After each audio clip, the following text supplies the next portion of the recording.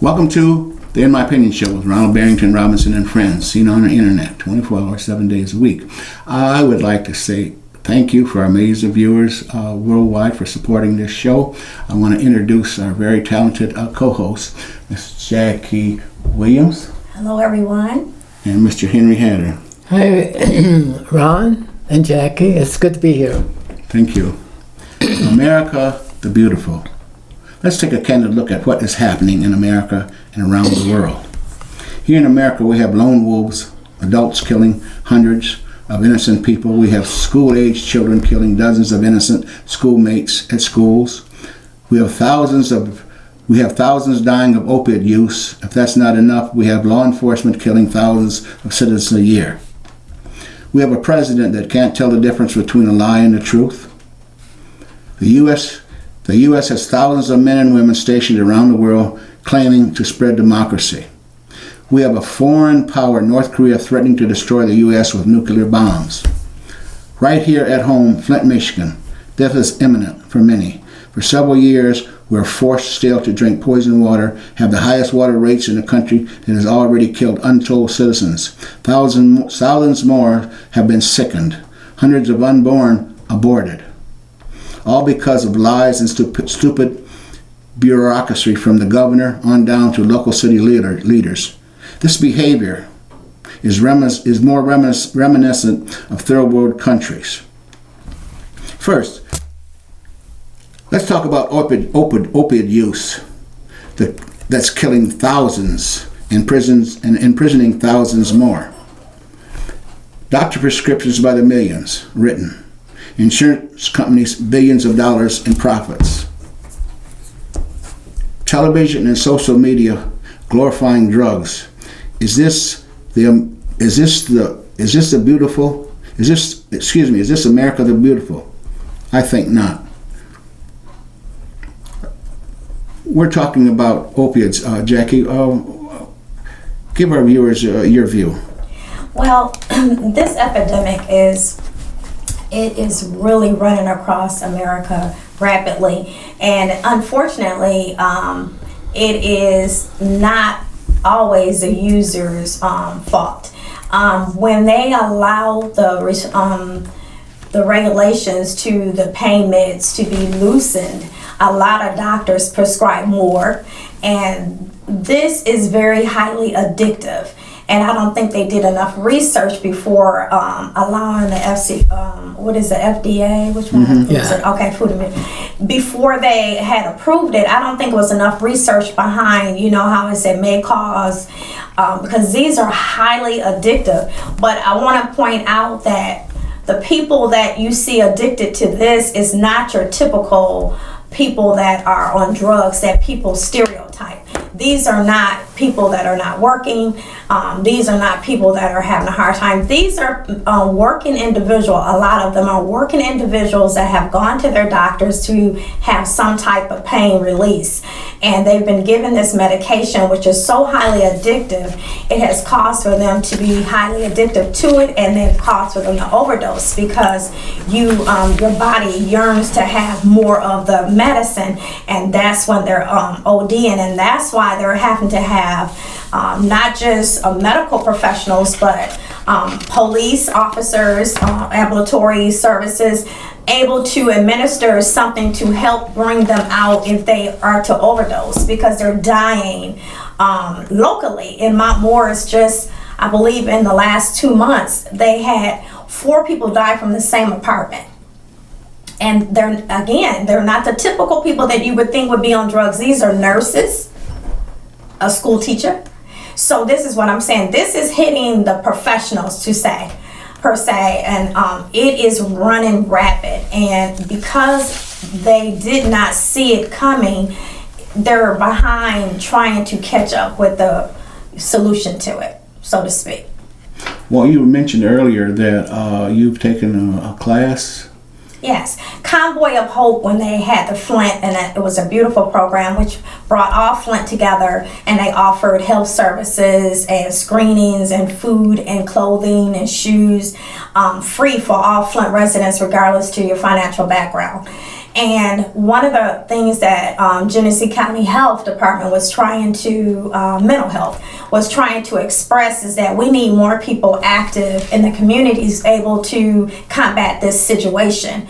So they had opportunities for people to be trained to help an overdose victim, and they also had kits that were free of charge. And I took that opportunity to be a respondent, and I'm certified, and I have the meds on me to be able to bring somebody out of an overdose status. I have a question. If people feel in need, okay, or they need somebody to talk to, or they need some medical attention, what would you suggest that they... Genesee County Mental Health has a help line that you can talk to, and then they have like suicide branches, so it branches out, so you can call and say you're having a problem with this addiction, and then they have areas where you're suicidal. They have like all types of things set up through the Genesee County Mental Health, so it's just an excellent program that they have available for people in Flint.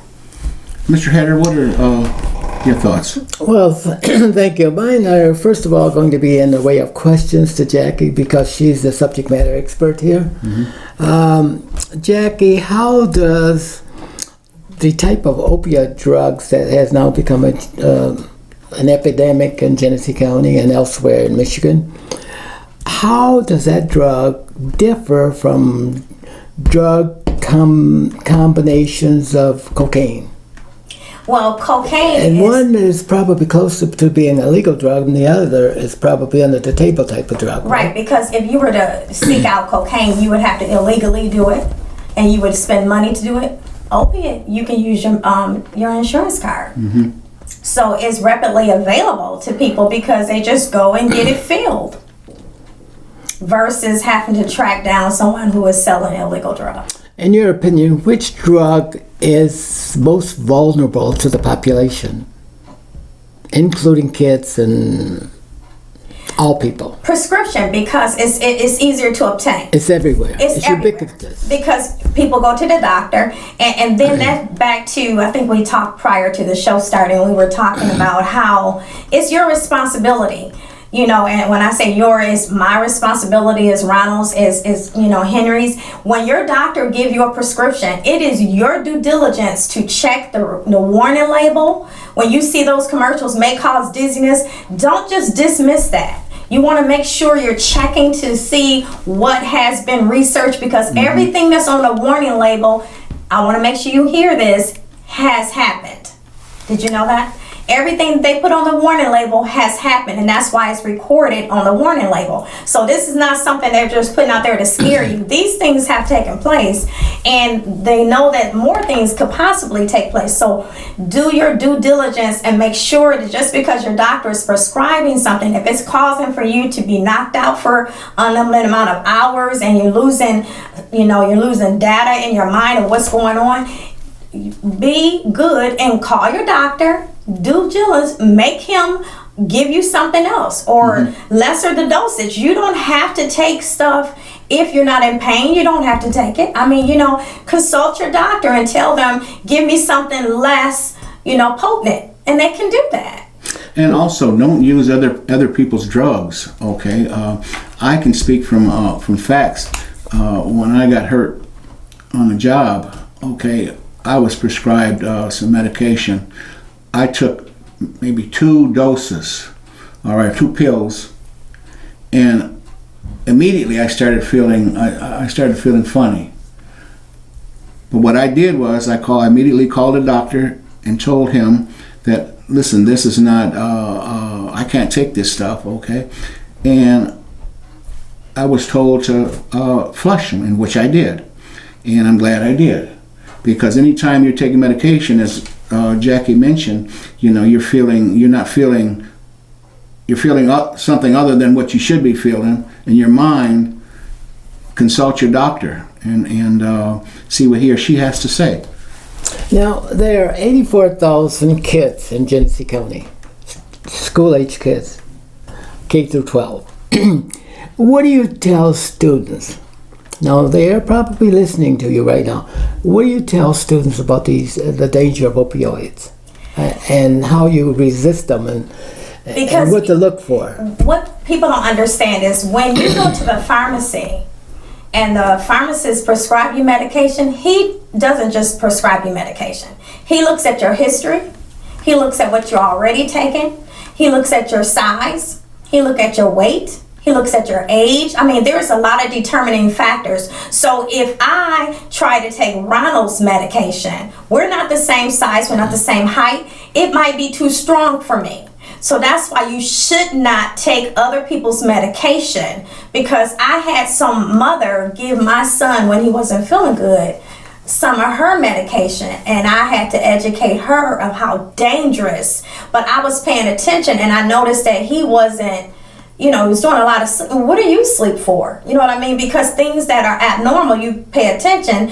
And so it's so important, because where it might just make him a little sleepy, it might knock me out. And I might be knocked out, and it's not healthy.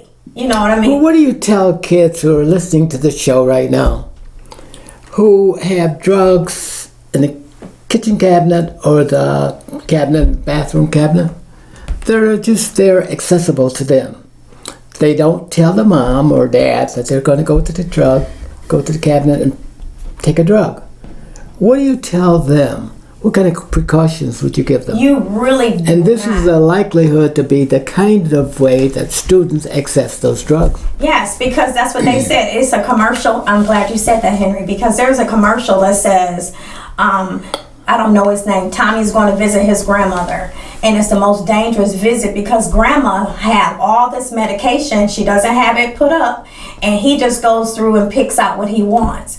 You, as a person that's being prescribed medication, have a responsibility. Students, you have a responsibility. You have to protect yourself. You have to put your guard up, and you have to know that you in no circumstances are to take medication from somebody else's purse, pocket, or any kind of dispenser. You are not to take that medication, because you don't know where the medication has been. You don't know what's prescribed in the medication. You don't know what it's for. And it's just very dangerous. And this is what is going on. People are sharing their medications, and people are overdosing. They're having suicidal thoughts, because a lot of side effects affect people differently. And so it's very dangerous, and it could be the end. Ron, this is my last question to Jackie. Jackie, what classification of drugs do kids go to the cabinet and take out first? Are they pain pills? Yes. Are they sleeping pills? Pain Or pills. are they depressants? Pain pills, because a lot of times, a lot of kids don't like to endure pain. And so think about it, you have the best advertisement from our grandparents and our mother. I was hurting real bad, and then I took my medication. So we advertise without realizing we're advertising things that they should not have. You know what I mean? Instead of saying, if you're hurting, we need to get you some different. And that's what we need to say, what is correct in front of our children and our young people. If you're in pain, I need to take you to the doctor so he can assess your situation, because it's not the same as mine. Each person is different. Each fingerprint is different. Each person is different. So I might be able to take some medication, but then you might take it, and it might cause for you to overdose. Should a kid, 16 years old or 17-year-old, who has gone to the cabinet and taken 2 pills, didn't know what they were pain pills, and was on the street or in school or was driving, should that person be charged with a criminal offense? Now, you got the cat. These are opioids. Right. Okay, this is not a... Well, they charged Tiger Woods. Remember? Well, Tiger Woods. Opioids are something... No, but I'm saying Tiger Woods had pain medicine. They never told what it was. But Tiger Woods had some pain medication and he was driving and they charged him and put him in jail. Should students exposed to the same kind of drugs I'm thinking be they criminally should be. charged? And the reason why I'm saying that is because if you don't put guidelines, people are going to continue to cross them. But that's the law. The law has to do that. Yes. But my question is, should kids be charged Yes. if they because have it's a access, crime. or should the parents be charged? No, because both should be charged. Okay, no, we need to think through this. No, because I'm saying you should charge, because my doctor tells me when I get my medication, they tell you, put your medication up where it is not accessible to children or people that are not taking this medication. They tell you the worst place to put your prescription medication is in the medicine cabinet, because think of all the traffic in there versus if you had it in a private place where only you knew where it was, and you can monitor if it's missing, or if you know that some reason you need a refill and you should need a refill, then you'll be able to be alarmed. So the responsibility is on the person that is prescribed the medication, but then the responsibility is on you making choices. So when you go in the bathroom, you know that's not your medication. What you're doing, if you're driving under the influence, you could kill someone, and you're responsible. You have to be, every top has to sit on its own bottom. So you have to be responsible for what you do. And that's one of the things that America is fleeing away from. We don't like to be responsible for what we're responsible for. And we need to understand that we can be charged by doing these things because it's turning into a horrible epidemic all across America. Exactly, and more so, I think, in our community with the water situation and opiate use and and sexual transmitted diseases here in Genesee County, and a host of unemployment. I mean, there's a whole lot of social factors that enter into all of this. Okay, so you don't have one answer for everything. It's impossible. Right. Thank you, Jackie, for that great erudition. I thank Genesee County Mental Health for updating us with that information. I appreciate that. If a person wants to take the test, what's the criteria? I mean, to be able to There is an administer. application. There is an application, and they do ask questions, and then they have to go through and approve the application, of course. So they do have an application that you do have to fill out prior to being, because they have to be careful, because, a lot of times you have to think mind over matter. People start thinking quickly, if I register to get the medicine to stop the overdose, then I can continue my usage. That's how a lot of times the mind is working when it's being addicted. It's not thinking clearly. So you have to be careful not to put it in the wrong hands. Well, I know in some school districts that they have a rigorous program, lots of rigor on opioid medicine. Clio's one of them, and they have prepared their staff to quickly react to a situation that occurs on the school campus and advise other people of how to be more responsible for their actions when they go to cabinet and pull out an opioid drug. Right. I think that's the first step. You need to educate your public first. And then from there, you make a determination of whether this is a criminal offense, at least for schools, Well, and then when you say educate your public, parents, it is so important for you not to be in denial. Please don't say what your kid will not do. Because in the presence of us, a lot of things they will not do. But out of our presence, peer pressure will change a lot of their minds. And you don't know what your child is facing. And bullying is in school. So you don't know what they're combating. So please don't just do the denial and just not prepare to have this conversation. Because this needs to be a dinner topic. And it needs to happen more than once a month. It needs to happen weekly to reinforce how important it is for you not to take prescription drugs that are not prescribed to you and not to abuse the ones that are prescribed to you. And Ron, excuse me, my last thought. This is really a good discussion because we're talking about our kids. And we've talked a long time that we need to focus on our kids, improving the quality of life for them, and also training them so they don't make the mistakes that others have made in the past. And also to make sure that our kids don't get a felony before they get to be 21. And I don't think people understand that I deal with so many people who receive felonies at 18. Yeah. And I need people to understand that regardless of how you receive these felonies, unless you go through an expunging class and it qualifies, you are with that felony for the rest of your life, and it will close many doors. Close many doors. Also too, children nowadays are much smarter, it appears, than when I was coming up or we were coming up. Okay, because they have all of these influences. All right, that are hitting them in the face every day. Whether it's social media, television, friends,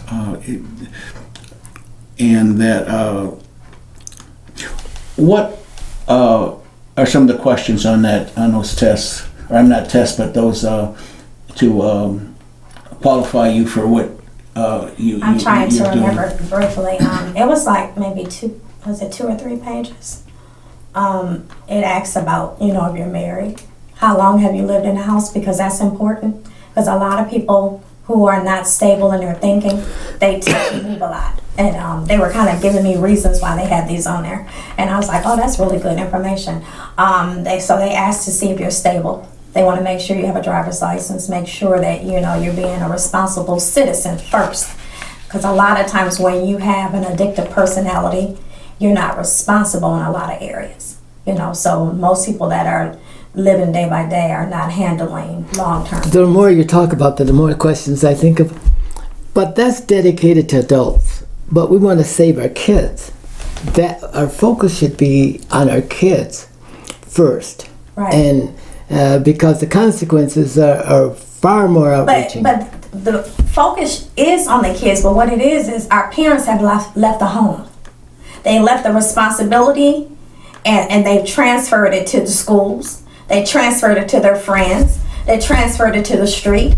Because a lot of times when kids come home now, there's no one there. So they're able to make a lot of decisions that normally children are not supposed to make. Because I remember a little girl telling me her mom wasn't home when she came home, and she tried to trick me and make me think that her mother was there. But then she said, when that big hand gets on that 12 and that little hand gets on that 8, my mother will be here. So that's been taught. Do you understand what I'm saying? So we have to re-educate parents of what parenting is, because a lot of times they think that if a kid is a little smart, then they're able to make mature choices. They're not. They're still children. They still have the mindset of a child, and that's how they think. They think like a child, so they make mistakes. So they see you gobbling up a whole bunch of pills. A lot of times kids want to be like the parents. They're going to gobble pills because this is what you've done in front of them. You haven't worked and you sat on the couch. That's what they want to do because they mimic the people that are in their lives. They're not going to mimic something they don't see. And that's important. That's why we are teaching our kids even when we're not talking. Exactly. What should schools do more of to protect the kids, and how the Department of Health and the police department all are tied into this process, because they all have a role to play? Right. What should they be doing, each one of them, to improve the quality of life who are inflicted with the use of this? I think funding, because they were talking about all this new funding that's coming down. I think there should be funding for truancy. Remember truancy? Because what it is it's making sure that when kids are home, somebody's there to make sure that they're not there making bad choices and they're not there taking care of themselves, that somebody responsible is responsible for the children, that they watching what they're doing, they're watching, because look at 3-year-olds shooting each other. If a parent is around and if you're being safe and you're doing the things that we're supposed to do, these things can be avoided. Shooting a 3-year-old can be avoided because you can have your gun, if you are a gun holder, you can have your gun locked up in a safe place where your 3-year-old should not be able to access your gun. And I mean, so it's so many things that we can do to educate people who forget. Because what it is, a lot of times, you know, they said that everybody don't have the same knowledge. So just like the newspaper reaches out from a 4th grade level, is it 4th grade level?